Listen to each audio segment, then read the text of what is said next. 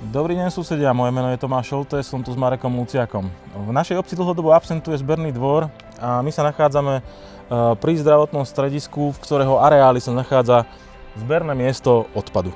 Čo je úplná rarita, pretože som ešte nepočul, že by pri zdravotnom stredisku bolo miesto na smetie. V našom katastri sú desiatky miest, kde sa hromadí odpad a vznikajú čierne skládky.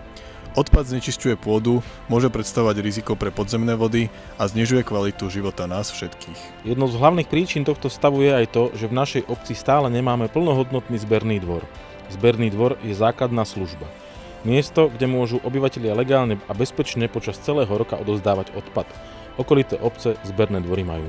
Mnohé z nich získali na ich vybudovanie dotácie. U nás sa o tejto téme roky hovorí, roky sa sľubuje a roky sa nič nerobí. Celá realizácia sa stáva náročnejšia a finančne nákladnejšia.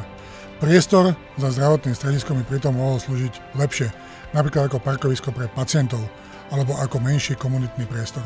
Sme za to, aby naša obec Most pri Bratislave mala plnohodnotný zberný dvor.